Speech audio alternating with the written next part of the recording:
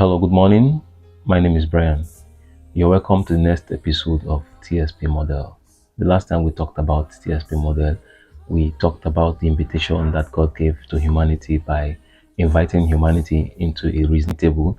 And I actually also used that invitation to extend to concerned youth out there so that we can come and use this medium to reason out things that have been a that have been an issue of concern to us, which is unemployment, which is joblessness, which is frustration, and which is lack of self discovery and lack of self fulfillment. So I believe that this platform can be able to turn things around for us by embracing this TSP model. Yeah, we talked about the TSP model and we said TSP model stand for talent, skill, and profession model. We also said that this is a model that has never failed. Okay, in this episode, we are going to be talking about talent, and we are going to be the driving our point from the scripture, the Bible. The Bible said in Matthew chapter 25, from verse 14 down, it talked about a master, talked about a servant, and talked about talent, these three components. And he said there is this particular master that actually was about traveling, and he called his three servants. The first one he gave 5 talents, second one he gave 2 talents, and the last one he gave 1 talent. He gave them instruction and he left for his business. Now, the first servant actually traded that 5 talent and was able to get another 5 talents. The second one did the same thing too, traded the 2 talents and was able to get another 2 talents. Why the last one looked at the 1 talent and he said, how can this man be very wicked? Look at what he gave the first person 5, gave the other one 2, and that gave me 1. What does he want me to do with this one? And he was very angry. He decided to say no. Don't the master see that there is government policy, there's harsh economy, there's this and there's that. He was giving so many excuses, and he said, no, I think I know what I'm going to do. I'm going to hide this talent, and once he come back, I'll just give him his talent back. And that was what he did. He actually hid the talent, and when the master came back, the master looked at them and called them and said, okay, now the first one, where is the talent I gave to you? The first one brought the 5 talents and also brought back another 5 talents in addition, that is 10 talents, and he gave to the master. The master looked at him and said, wow, this is interesting. The second one too did the same thing too, and then the third one now came and he looked at the master. He said, I know you are a very wicked man.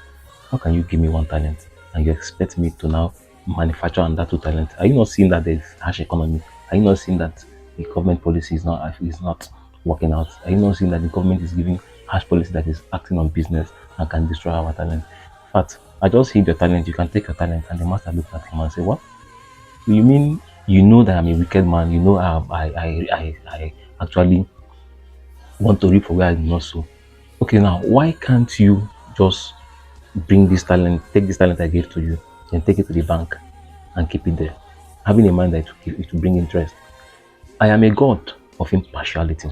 I actually give everybody talent based on your ability. Then why can't you do like these other guys? Or you should have at least put it in the bank so that you can get interest from me. Well, no problem. Since you say I'm bad, I'm this and I'm wicked, I want to repair the also.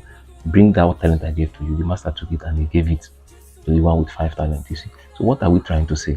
This talent now can be brought down to our individual skills, our talent that God has given to us. Now, God actually put this talent in each and every one of us so that we can be able to empower individuals. We can be able to empower humanity. He is not as if to say he cannot be able to empower all the humanity, no, but he wants us to be responsible. He wants us to use our talent for our own benefit and for humanity's sake. But this servant decided to heed this one, and so many of us are like the last servant that would always want to look at challenges of life and say, no, I cannot do this. How can I just the economy is hard, this is hard, let me just hid my talent, let me just bury my talent, let me just suppress my talent, instead of using the talent to convert it into something that will be productive both for you and for the another person. You decide to hide it. So I'm going to be looking at 3 points now from this talent thing. One, we're going to be looking at discovering yourself. Number one, we are going to be looking at knowing your value, and we're also going to look at taking charge. I'm going to discuss these three things very briefly. Now, discovering your value, discovering yourself. Discovery is actually a life journey of self-exploration and understanding yourself. It actually involves the looking deep into the insights of one's value system. You look at your value system, you look at your passion, you look at your challenges, you look at your weakness, you look at your belief system. You actually look at things that makes human being an overall ability of human being are things that you look into in terms of discovering yourself. And you can actually discover yourself using the following factors or the following process. One, we talked about self-reflection. Number one, self-reflection. Self-reflection means you actually asking yourself meaningful questions about your future, meaningful questions about your dream. What do I actually want to be? These are questions you ask yourself, reflecting. They say an unexamined life is not worth living. You need to begin to examine yourself and ask yourself this kind of question. What do I want to become?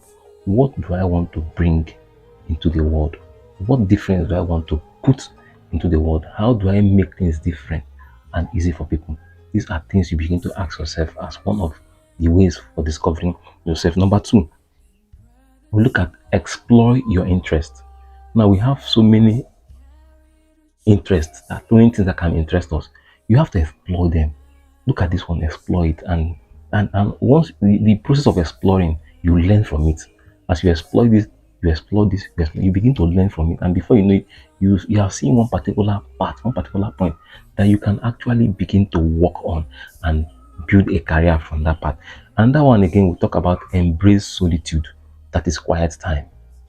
Even Christ himself, at a point in his life, he took his time, went to a quiet place and begin to walk with his spirit. Now, there's one thing about quiet place. Quiet place can actually begin to connect you with your spirit man. It's not, if you are always in a quiet place, so many things happen. If you begin to give yourself that time for that particular quiet place, you begin to see that you begin to connect to ideas that can actually begin to solve problem. I've not seen any great man that does not have a quiet time. Now, this quiet place can be anywhere.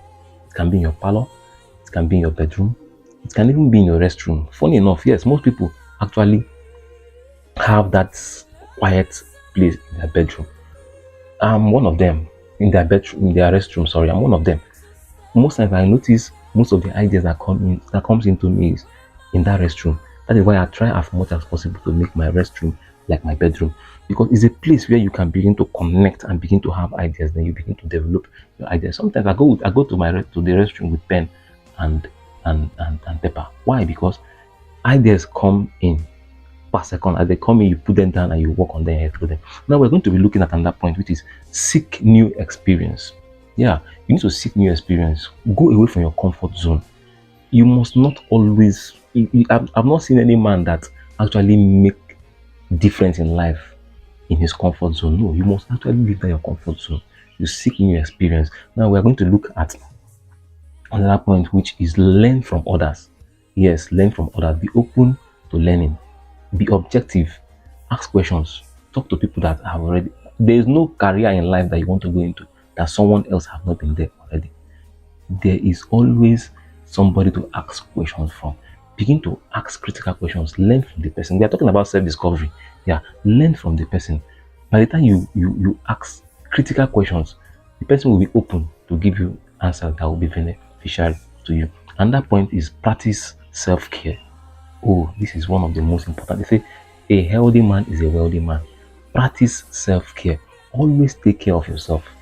Work on your emotional quotient. A great man is a man that has control over his emotions.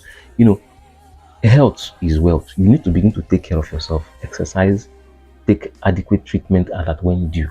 All these things are things that can actually help you to discover yourself.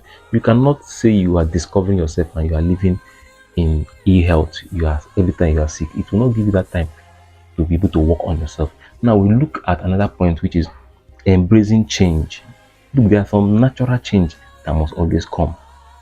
If you are discovering yourself, you need to learn how to embrace change. Yes, it is important you learn how to do what? Embrace change, because they say change is inevitable. Just like in life there's revolution. There used to be industrial revolution, academic revolution. There are so many trends in life, and now we are heading towards artificial intelligence. So if you want to discover yourself, you need to learn how to embrace change. Once this trend is going down, you begin to key into the new trend. That is the ability to embrace change. The other one is, which is the last one, is seeking professional help. Oh, this is another point that is very important. You cannot achieve much in life if you don't have mentors that can be able to guide you, that can be able to give you that path, that experience. They've been there. They have passed through that point. They've passed through rock bottoms. They've passed through stress. They've passed through struggles. They've passed through obstacles. You need to begin to seek help from them. Ask questions, critical questions. I believe by doing all these points that I've mentioned, you are now in the verge of discovering yourself. Now let's look at another point, which is knowing your value. Knowing your value. Wow, this point is a very critical point. Knowing your value. I'm going to be using a story to give this illustration. This is a story of a young boy that had been frustrated, he had been rejected, he has been so much talked down, he had been looked down upon, and he became so frustrated that one day he thought, okay, let me go and meet this man. There's this gray hair man that they say is intelligent, he's wise. I think I just need to speak to him. I just need to speak to somebody. Now the guy decided to approach the man's workshop, and on meeting the man was busy, and he told the man, master, he called him master and said, please, I need advice from you. The man told him, young boy, as you can see, I'm very busy. Can you come back? The guy said, please, I need advice for you. The man said, okay, no problem. For me to be able to give you that advice, you need to help me with the tax to reduce my job. Then I can now listen to you.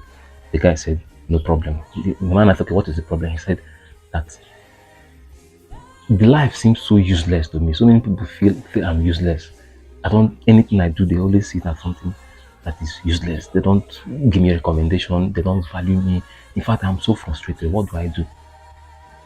The man looked at the young boy and he said, okay, now do this assignment for me. I need to sell something. The man pulled off a ring in his right finger and gave it to him. Take this ring, go to the market square. Don't sell this ring anything less than a gold. Anything less than a gold, do not sell this ring. The guy said, is that all? He said, yes. Okay, no problem. The man told him, I need this money to take care of bills. The young boy said, no problem. The boy took his bike and he went off to the market. On getting to the market, he saw so many people, multitudes of people gathered in the market doing their business. He went to them and he said, buy my gold, buy this ring, buy this ring, buy this. One person asked him how much. He said, a gold. Person looked at him, a gold for this ring. Person just sighed and figured out. The other person, the same thing too. He began to notice so many people in the market square could not even price accept the one gold for the ring. He became so frustrated.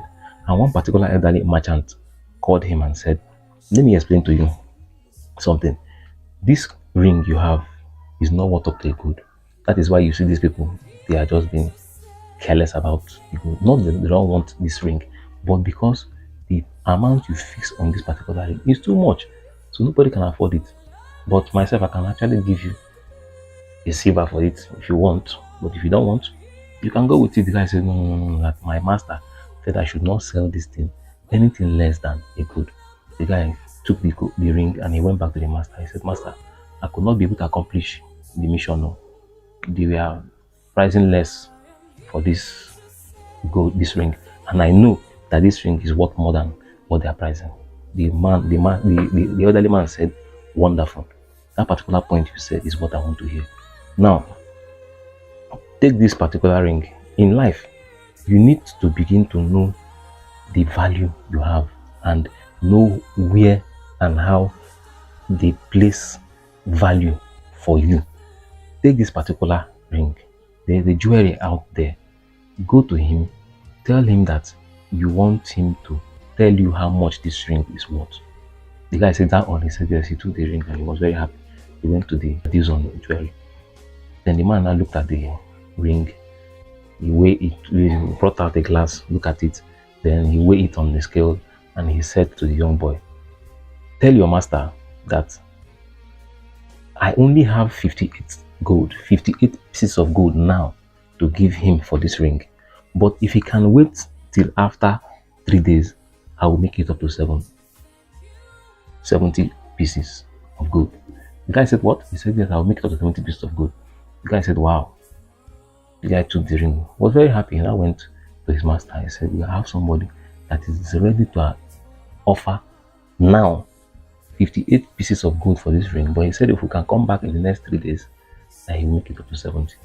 The master looked at him and he said, now, in life, you don't put yourself where people do not value you. The only person that have the right to place value for you is an expert in that particular field. So why do you decide to take this, to go to those that will see you for the first time and reject you?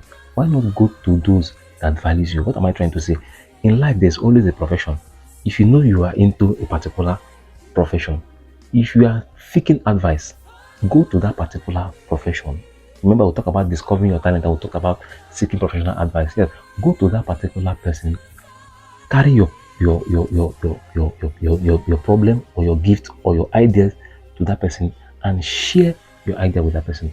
That person will give you solution that you need or advice that you need than taking your advice to someone that doesn't have value for that advice. What am I trying to say? It also happened to me.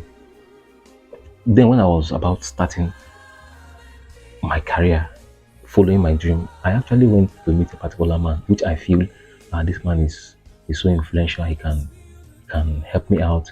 He can guide me through. And I told him, this is my dream. This is what I want to do. The man looked at me and he said, this thing you are doing is nonsense. It will not work. And in fact, it will not go anywhere. Well, I was downcasted. I was bitter and I was disappointed. But later I told myself that no, this man does not understand the value of what you are doing. That is knowing your value. You must always know your value in life, because if you don't know your value in life, definitely people will always take you for a ride, and before you know it, you are derailing from what you're supposed to be or what you're supposed to do, and you're not beginning to see yourself as a non-entity or as an outcast. Before you know it, you are settling for less, which is not what you're supposed to be. Now, lastly, we're going to be looking at taking charge. You've discovered yourself, you know your value. The next thing is to do what? To take charge. You need to be in charge. Yes, when I mean charge, you need to be aggressively in charge. You don't need to begin to seek, I tell person, please, can I? No, you are supposed to be in charge of your future. You're supposed to be in charge of your destiny. You're supposed to be in charge of the control of your talent. Yes, I'm going to be giving, say, a very short story concerning taking charge. There's this particular young boy. He heard of a man in this particular community that is so wise, and he said, okay, I think I have a plan. I want to know whether this man is actually a wise man or not. Let me go and test him whether he's actually a wise man. What am I going to do? He said to himself, I will get a butterfly. I will put the butterfly in my hand. If I go to him and I'll ask him, wise man, according to how people call him, this butterfly in my hand, is it dead or alive? And the boy already himself, he has conspired. He has told himself that if this man said this butterfly is dead, I will open my hand and it will fly. But if you say the butterfly is alive, I will press it, pibo ya pibo, then the butterfly will die. And the guy laughed so much and said, aha, I think I have something to name this man now. Let me now go. He set off and he went to the man's house. And on getting there, he saw the man and he said, wise one. People used to call you wise one. Everybody calls you wise one. But I don't know why they call you wise one. But me, I just feel I just believe you're just like every other person. Now, if you know you are wise, you want to prove to me now that you are wise. I have a butterfly in my hand. This butterfly, is it dead or alive? The man looked at the young man and he laughed and he said, young man, what you have in your hand is butterfly, no doubt. If that butterfly is alive, it is you that will tell. If that butterfly is dead, it is you that will tell. It is not me. Now, because if I should tell you that that butterfly is dead, you open your hand and it will fly. Then if I not tell you the butterfly is alive, you squeeze your hand and you kill the butterfly. So in life, you are the only person that is in charge of that particular thing, which is the talent that you have to either make it grow high, make it alive, or kill it. I don't really understand what I'm trying to say. In life, there is only the talent that is given to every individual, and that talent is just like a butterfly. Butterfly is very fragile. It has a very thin, faint life. Any small thing can just die. And if you allow butterfly, freely allow it, it will fly so high and it will be so glorious. It will be so wonderful that you begin to see it and you begin to like the beauty of butterfly. What am I trying to say? Your talent is just like the butterfly. You are in charge of your life, of your future. If you decide to squeeze the butterfly, squeeze your talent, hide your talent like that particular servant that went to hid that talent in under the to hid the talent, then it means you remain a mediocre in life. But if you now decide to say, okay, this my talent, let me just open up, let it go, learn more skills around my talent, build my talent, nurture my talent, and watch it fly, then you now become successful. Thank you so much for being part of this our episode. We are going to continue from next time because of the length of the video, and then I urge you to join this series of TSP model. I urge you to share this video, subscribe to our YouTube channel, tell your friends about this great opportunity where one can actually begin to discover his or herself and begin to follow the path that God wants him or her to follow. I believe that the next episode will be so wonderful, it will be so great. Subscribe to our channels, follow us, and then learn more from this our message that we're bringing to you. Thanks so much.